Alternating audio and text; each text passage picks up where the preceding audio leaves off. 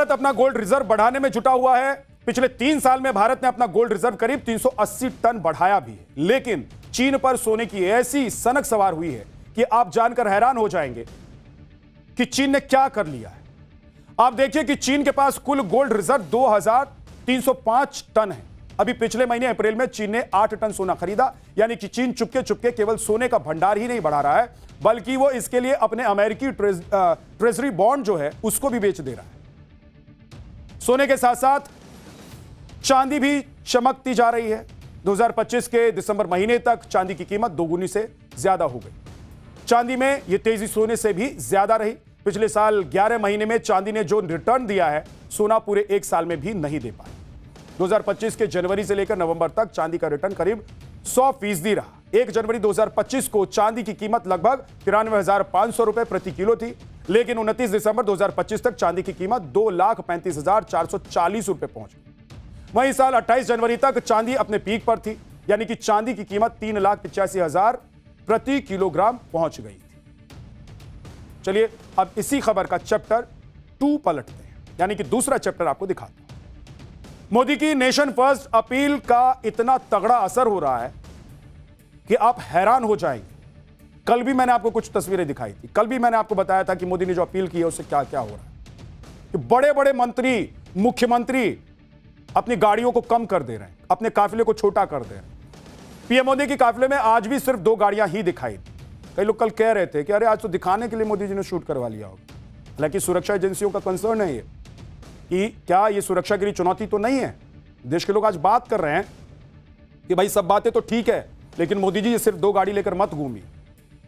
आपका सुरक्षित होना इस देश के लिए बहुत जरूरी है।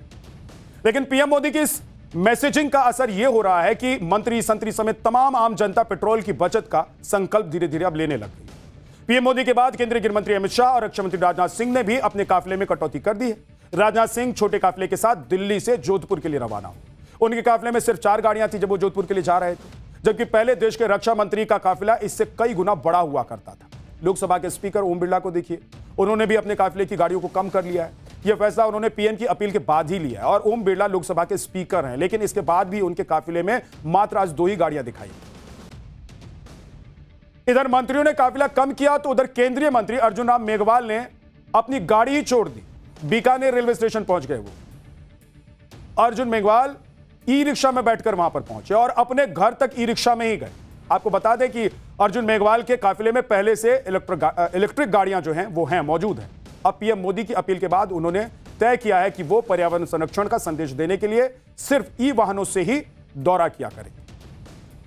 गुजरात के राज्यपाल ने भी आज पीएम मोदी की अपील के बाद प्रोटोकॉल तोड़ दिया। उन्होंने दिल्ली से कुरुक्षेत्र आज उनको जाना था, पहुंचना था, जो कि बाय एयर था उन्हें पहुंचना, लेकिन वो हवाई यात्रा छोड़कर ट्रेन से कुरुक्षेत्र पहुंचे।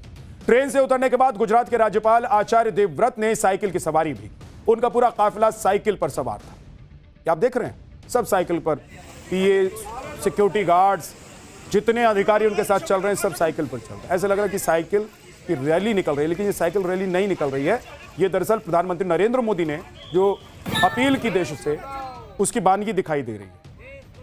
हरियाणा के कुरुक्षेत्र में गुजरात के राज्यपाल साइकिल से चल रहे हैं।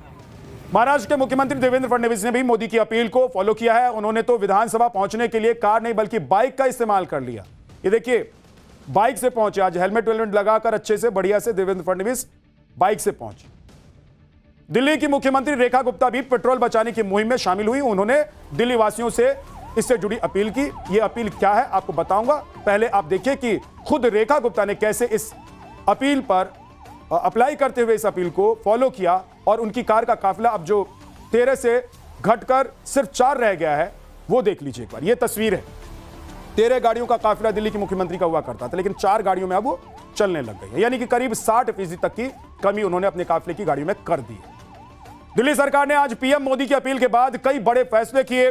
सीएम रेखा गुप्ता ने मीटिंग में फैसला किया कि सरकारी कर्मचारी 2 दिन वर्क फ्रॉम होम करेंगे। दिल्ली सरकार अगले 6 महीने नई गाड़ी नहीं खरीदेगी। सीएम, मंत्री और अधिकारी हर सोमवार को मेट्रो से दफ्तर जाया करेंगे। दिल्ली सरकार के अधिकारियों के तेल खर्च में 20% कटौती की जाएगी। 50% सरकारी मीटिंग अब ऑनलाइन ही होगी। सीएम काफिले की गाड़ियां 14 थी, जो 13 से 14 हुआ करती थी, उसे घटाकर 4 कर दी गई है। मंत्रियों अधिकारियों के दौरे रद्द कर दिए गए हैं। विदेश यात्राओं पर रोक लगा दी गई है। अगले 3 महीने तक दिल्ली सरकार कोई भी बड़ा इवेंट नहीं करने वाली है। 15 मई से मेरा भारत मेरा योगदान अभियान भी शुरू किया जाएगा दिल्ली सरकार की तरफ से। सरकारी दफ्तरों में एसी को 24 से 26 डिग्री पर सेट किया जाएगा, क्योंकि आपको पता है कि 24 से 26 डिग्री पर अगर आप एसी को सेट कर लेते हैं तो आपका जो बिल है वो आधा हो जाता है। मॉल्स में मेड इन इंडिया कॉर्नर बनाया जाएगा। दिल्ली सरकार सिर्फ मेड इन इंडिया के जो प्रोडक्ट्स है उसको ही प्राथमिकता देगी। सरकारी स्कूलों के साथ होने वाली बैठक ऑनलाइन होगी। प्राइवेट संस्थानों से भी 2 दिन वर्क फ्रॉम होम के लिए कहा गया है दिल्ली सरकार की तरफ से।